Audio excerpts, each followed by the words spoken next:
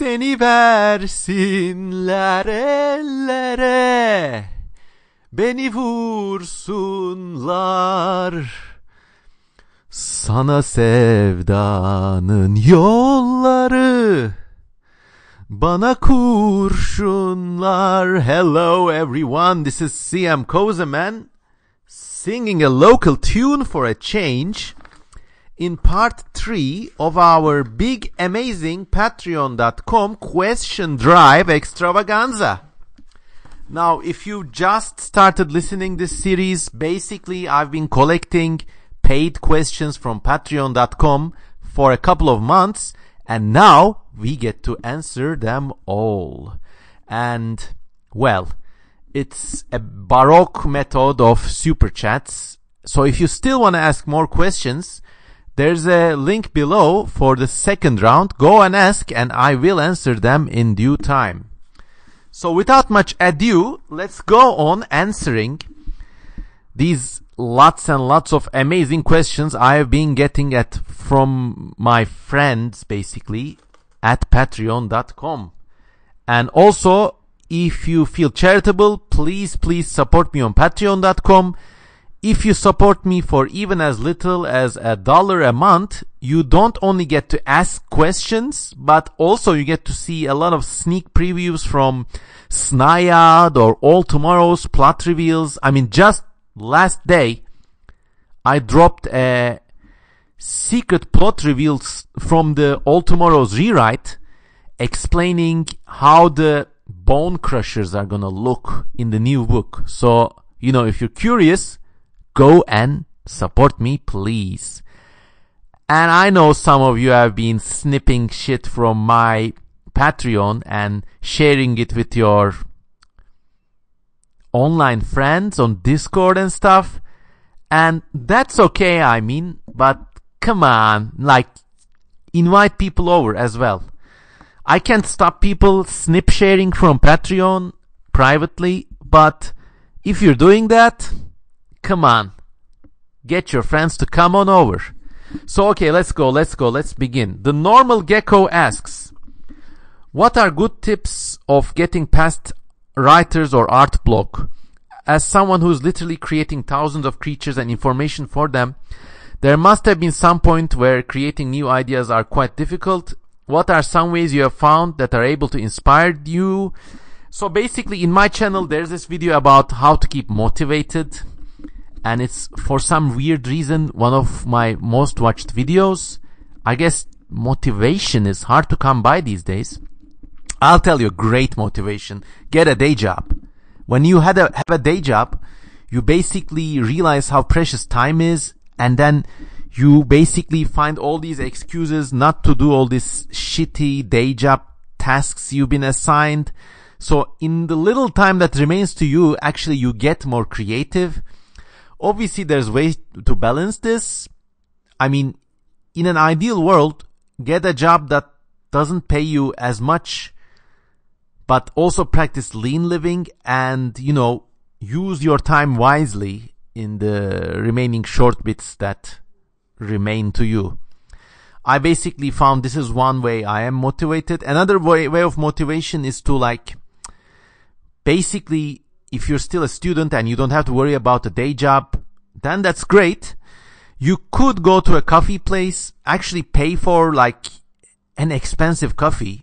I'm talking $5 to $7 range. And this is how the human psychology works. If you pay for shit, you consider your time more precious and you use that to work. Also, another motivation is to work without a computer. I'm not even going to talk about smartphones. If you want to get creative, lock your smartphone away. And that shit really destroys attention spans and it creates depression, and it's just in 10 years, people are going to look at it like smoking and cancer, and there will be a lot of answering. So maybe make your time more precious, avoid digital distractions, also move from place to place while working. I don't know, there's something about a commute that just makes a person more productive. And I'll also say that sometimes it's okay. Like if you've been like working like crazy for 6 months, it's really okay to like take a month or two off. I mean, that has happened to me too. So these are my answers. For the rest of the answers, go to this channel's videos section and watch the how to keep motivated video. There basically you'll see an hour long answer to this interesting question. Another question from the normal gecko. What about the All Tomorrow's rewrite? Which aspect of the All Tomorrow's rewrite are you more satisfied with in comparison to the original? He asks. Are there any specific creatures or points in the book which you feel you've been able to remake in a more fleshed out or evolved way in your eyes? Yes, of course. The original All Tomorrows, if it hadn't become famous in 2021, I would have disowned it. Because there are glaring errors in that book. Not just errors, but like things I don't like. Like one of the things I really hate about the old version is the lack of a frame of reference. I mean, the narrator talks about creatures that are 30 meters tall, or like creatures going down holes like they're going down a subway, basically.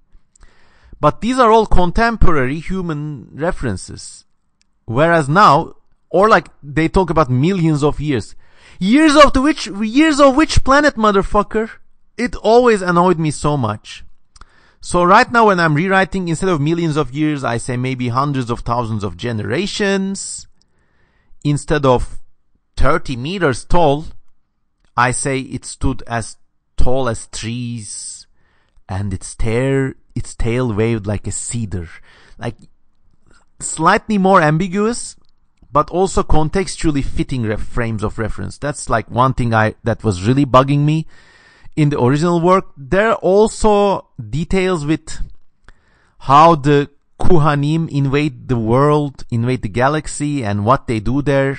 Remember, their reign lasts longer than a geological epoch. So there's some more details about that bit. There are some more details about who or what the Gravital are and how they became to be that way. I was always unhappy about them being basically like a genocidal killer race, and they came around and killed everyone. Well, how? How did that happen?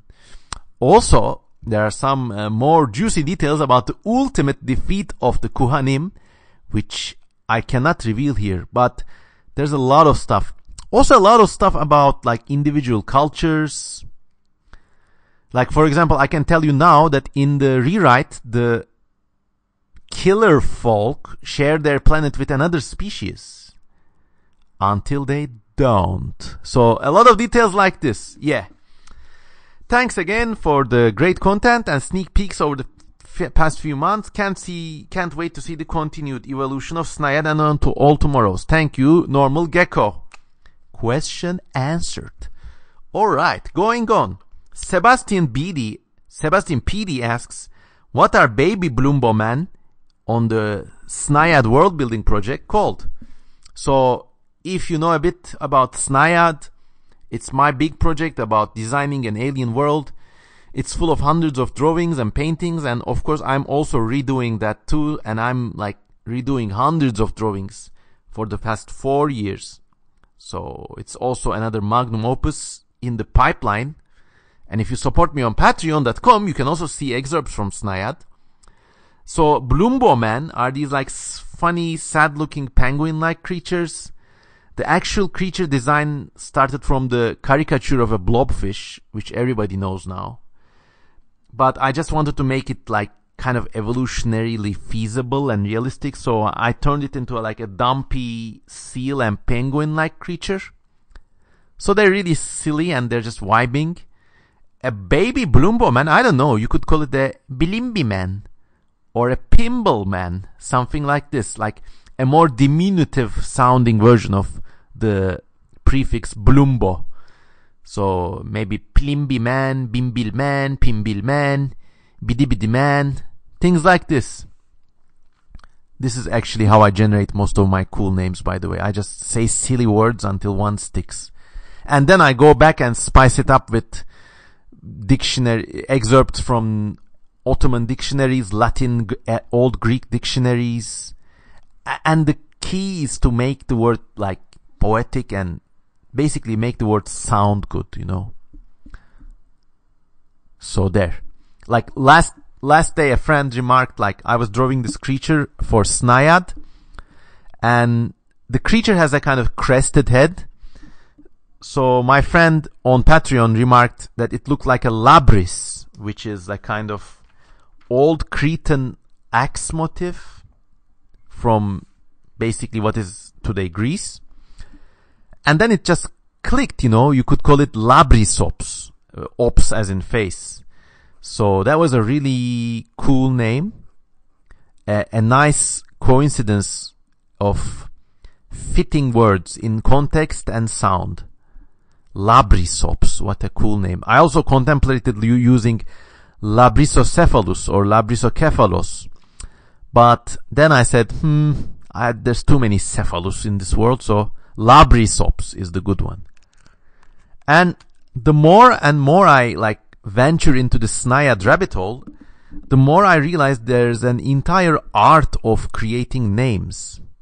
In fact, if you support me on Patreon, God, I'm shilling Patreon too much today, but sorry. If you support me on Patreon, you could find like this extensive lexicon of cool root words from many ancient languages that I am using to create Snayad names. And there's in fact another practice. I've started for the past year, I've been keeping this little notebook. Just wait.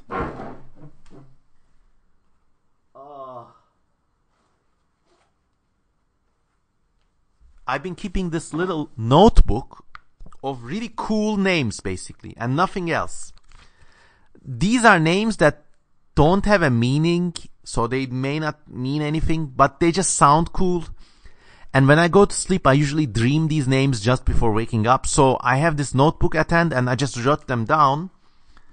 And words like Sasatrix or Detula or Tarkun or Ituz or Usmeir or Batash or Larimnas or Kummum or Lutakim or Gibra or Skyraxis or Ilgan or Mausoledromos or Perkavlus or El Shaibel. You know, this is an amazing notebook. It's just, sound has a poetry all of its own. Or names like Akaranmas. Or maybe kind of like Turkify that name and make it Karanmoz. Or things like, I don't know, Elieor or Detagenite could be named for an explosive. Who knows? But it's just so delicious, like drinking chicken soup. If you go to my website, there's actually a secret page. You can find a list of all of these names in. So go there, cmkozeman.com/names.html.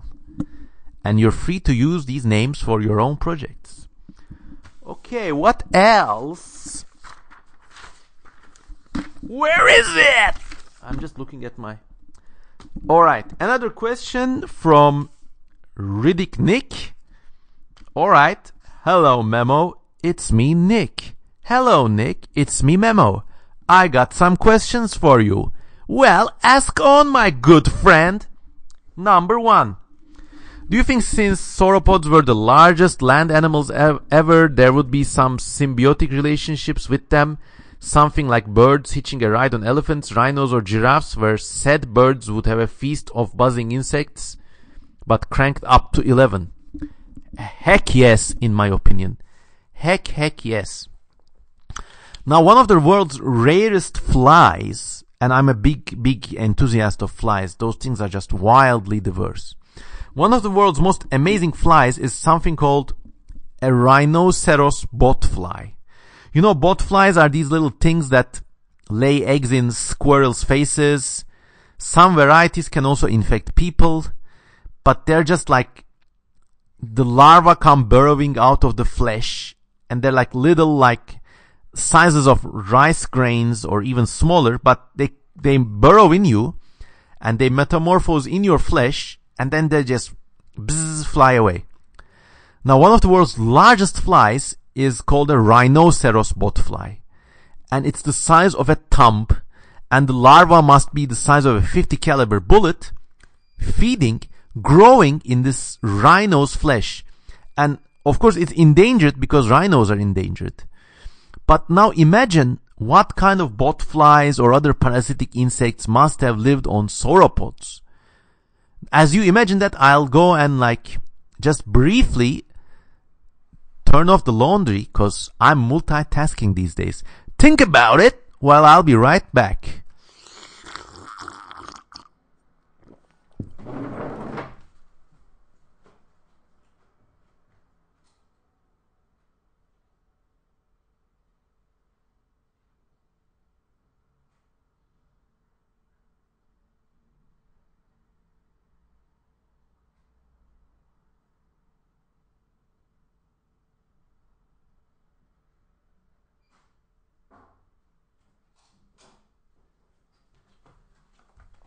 Alright, I'm back. Lately I've been skeptical, silent when I was used to speak. Hate to be the one to disappoint you when I don't come down. You don't understand when I did it to myself. Your disposition I'll remember when I'm letting go of you and me. We're true. Rearrange.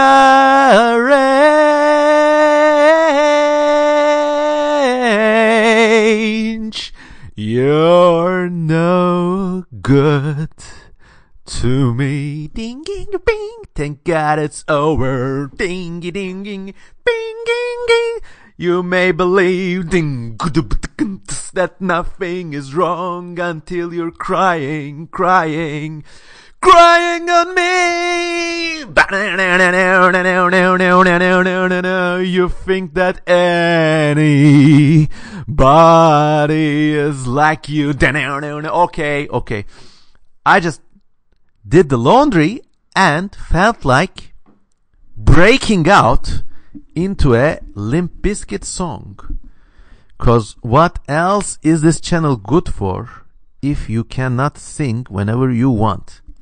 But yeah, we were talking about sauropods, parasitic insects, and of course, by all means, these animals must have been infected with every sort of strange insect, flies, ticks. Oh, there must have been amazingly strange acarids ticks and cads. I don't know. If flies hadn't truly evolved into their present day form, by then, maybe there were varieties of other insects that used to take that niche. So it's maybe something like a dragonfly, but as a kind of sauropod parasite. I don't know, but yeah, actually, last month, when I was in London on a secret assignment, I met up with John Conway and we had a whole discussion about these potential sauropod parasites. And he was saying that because these things were maybe so large and birdy, and there's a good chance their faces were covered with something like a beak, maybe there would not have been as much incentive for them to have parasites. He basically postulated that fleshy parasites, basically they have the best time on big mammals, because mammals have lots of flesh on their face and they also have more active metabolisms. Whereas something as gigantic as a sauropod, yeah, it will be warm-blooded, but still, he proposed it would be maybe too big for parasites to dig into. Maybe the skin would be too thick. But I disagreed for the simple reason that even armadillos have parasites. And nature abhors a vacuum. I mean, come on, there's millions of grams of flesh just moving about there. Of course this thing had. And also these things got infections everywhere. So yeah. I mean, 100%, I would bet on it. If you have a time machine, we could check this out. And then they would have these cleaning birds and cleaning pterosaurs. There could even be things like small Arctrodon or raptor dinosaurs or ancestors of raptor dinosaurs that just habitually ride on big sauropods and stuff. So I think like we're overlooking. There could also be things like skin lichen or like things we can't even imagine. So I think they're all very likely. In fact, the famous SpecWorld alternative evolution project in the early 2000s, they had this like entire parasitic ecosystem living in sauropod anuses basically, where there would be like tiny catfish and lots of centipedes and worms and stuff like that. It was all a bit tongue-in-cheek, but I mean also something like that is not impossible. Don't even get me started on the internal parasites such huge animals might have had. And how would they be transmitted? Unbelievable stuff to consider. Riddicknick asks, what is your favorite method of naming fictional creatures? I actually kind of gave you the answer just now before breaking into Limp Bizkit. Basically, I use root words from earth science, Greek and Latin. I spice that up with words from extinct languages, like Tocharian or like Proto-Indo-European. Actually, let me just open up this Snaiad name Excel I have been keeping. I mix a lot of names, basically. Design and assets, no. Text and notes. Okay, so it's booting up.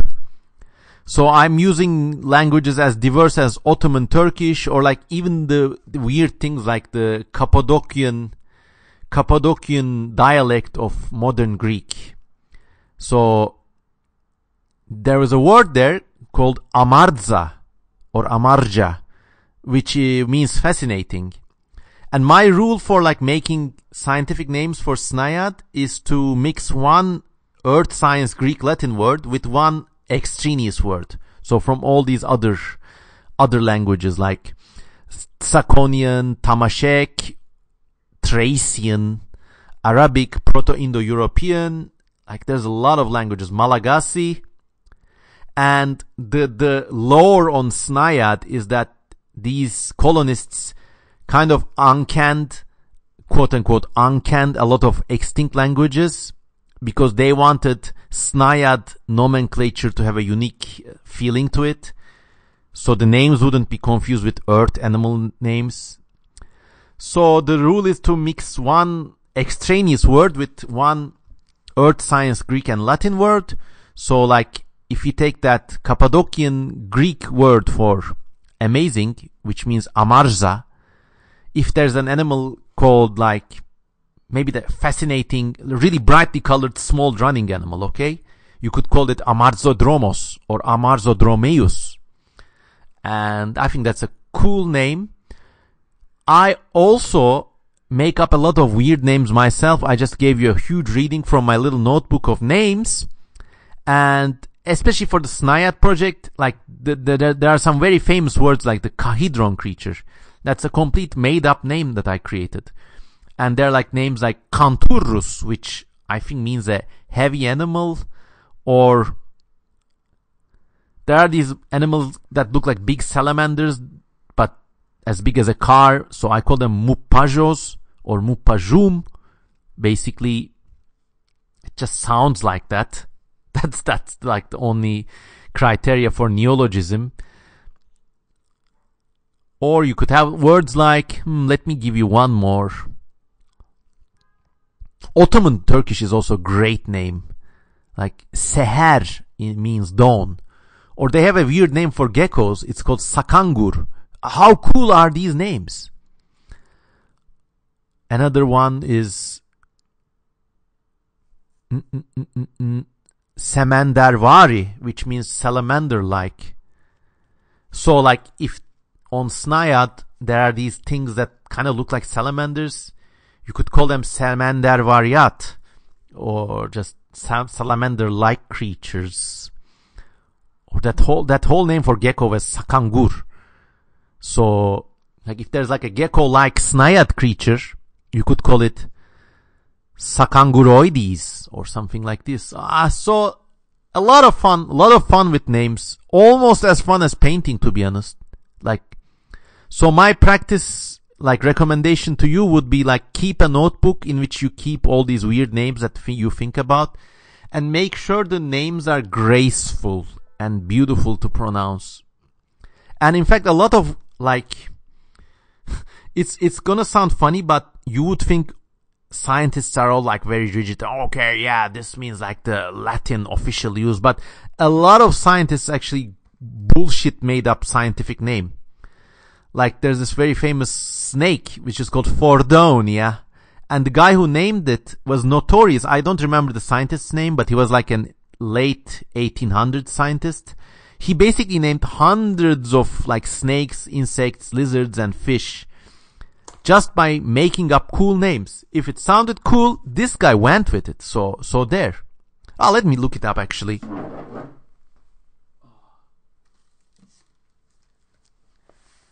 There's this amazing book, Latin Names Explained, A Guide to the Scientific Classification of Reptiles, Birds and Mammals by A.F. Gotch. That's Gotch. Latin Names Explained. And it's a big, huge dictionary of the deepest lore behind the scientific names of almost every animal out there. So we're looking at Fordonia now. Reptiles, Latin names, okay. Heterodon, Chalcides, Archistrodon. I love that name. It's the name for the cottonmouth, I believe. Okay. Oh no, Fordonia is not in this dictionary. Phaelinia. Okay, let's look at Phaelinia instead. I think it's the same guy. 104.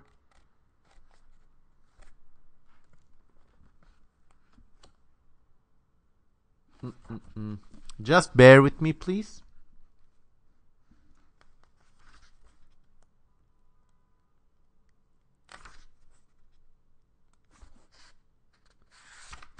Oh, where is it? Huh. Okay, so this is really cool. There are like a genus of skinks named Phaelinia. And then the explanation in the official dictionary is this. Phaelinia appears to be named after a naturalist or a collector named Phalin, but research gives no explanation of this name. So it's a person that may or may not have existed. Basically, it was named by this scientist named Gray, and he was this notorious namer of fictional names. So all goes to show that, like, with scientific names, you shouldn't feel very constrained, and you feel free to be creative. Also, like, you could make up your own little rules if you're, like, talking about, like, for example, to go back to Snaiad, this is like my world building project. So I made a point of like kind of reverting all the spelling of Greek root words into their like more proper Greek pronunciation. So you don't have the pansy as soft C's. You have the hardcore, manly, Hellenistic K's. So it's not like macrocephalus, it's macrocephalos. So that's one thing I like doing with this project. So like, if it's relevant to the culture of the world you're building and the lives of the people that live there, feel free to make up those like arbitrary rules yourself. But the trick is to stick to them. Also, you might, like, if your project is about just like creatures in a weird place, when you're making up scientific names or just even common names, also always consider who's naming these things. If you're like maybe working on a speculative evolution project of your own where there are no people, you may not even need to make up scientific names. I mean, you could just use glorified adjectives. Like you could, if there's like a flying animal that's like, it's got very broad red wings, you could just call it the red sky, you know, something like this. Or if you got alien sophonts with their own language, sometimes these conlang people really like hit it out of the ballpark, where everything has this like extremely conjugated, well researched, well made root. You may also take that route. I don't know. So their names. Okay.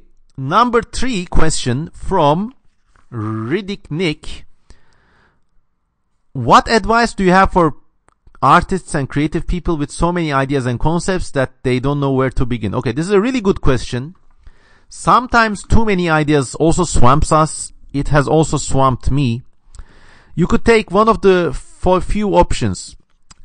For example, sometimes, I talked about this in my last video, by the way, sometimes we get lots of weird concepts, but we don't know how to cram them into a universe. So just illustrate them as one-off concepts. Just say, this is a creature from a hypothetical universe where this happened. Just describe the world in like a couple of sentences, and then just describe the creature in a couple of sentences, and then just draw it and get it off your chest. If you have this passionate project of this one overarching big world or a big story, then you have to commit to it. If you make sketches about anything else, just leave them as sketches. You'll go back to them in a few years. Remember, life is long. Life is long. So you have to commit to it. My personal rule is like, I have a maximum of 2 major big projects in my hands, and I don't start other projects until I finish what's in the oven, basically. Cause it's very, very easy to get like dissolved in this strange multiverse of ideas and art that is speculative evolution. Like ideally, if you have these good ideas, you got this one-off concepts and they're okay. Maybe you can work them into your big universe somehow, and that also works. Also, like, if you have like this kind of output, like, let's say you get one concept published in one of these really cool journals of speculative evolution, like Astro Vitae or Almost Real. If you get that out of your chest, you could also count that as a victory and move on. Package your ideas congruently, and if you have a big project, stick to it. That's like one advice I could give you. But if you're in the early phases of your career, just have fun, man. Like, create and drop projects, see what you like the best. I think like until you're like 23 or something, it's very acceptable to muck around with concepts. And then when you're 23, take stock of your life and creations, and what among all the things I have done warrants a big project. Maybe think that way and then go with it. So there.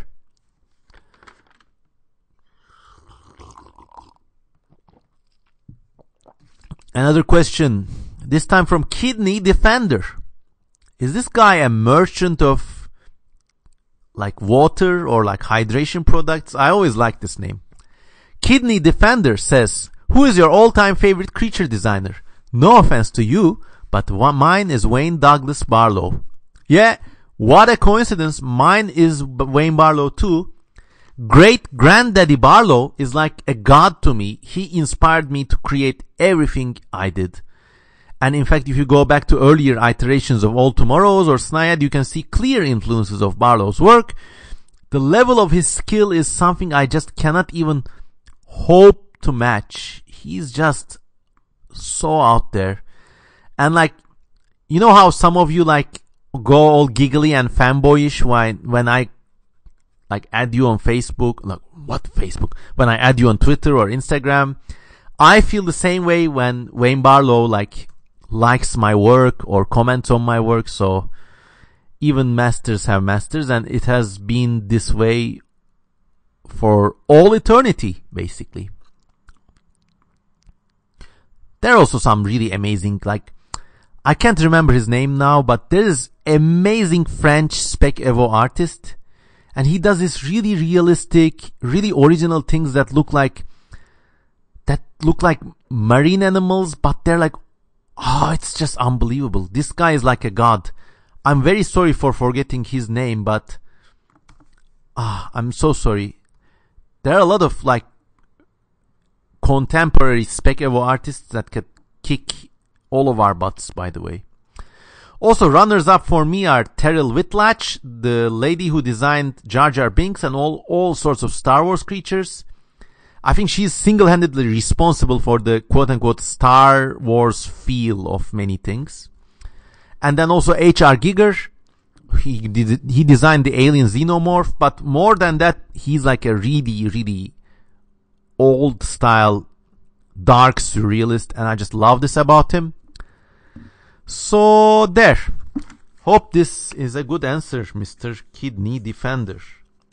Let's see if we have time for one more question. Yeah, we got time for one more question by Michael Dalton. Hello, Michael. Hi, Memo. Hope your day is going well. It's going great. Thank you.